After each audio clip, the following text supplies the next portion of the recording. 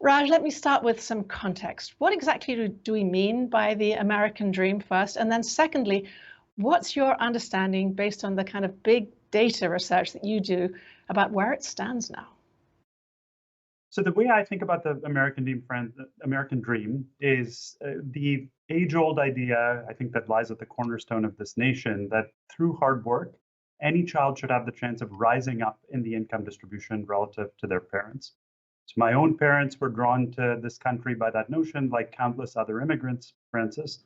And I think many people aspire to the view that, regardless of your political background, we should have a country where no matter where you come from, what your family background is, if you work hard, you have a shot of succeeding.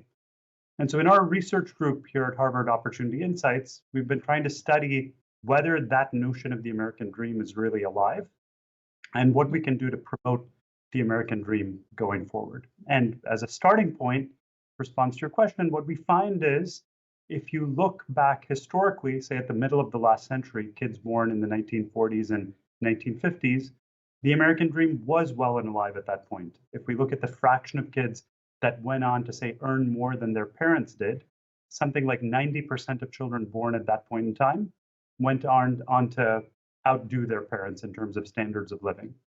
But if we look at what has happened over time, we see a dramatic fading of the American dream, such that for children born in the middle of the 1980s and the 1990s, who are entering the labor market today, it's now become a coin flip, a 50-50 shot as to whether you're going to do better than your parents. And so that fading of the American dream motivates, I think, a lot of concern and motivates our focus in trying to understand how we can revive the American dream going forward.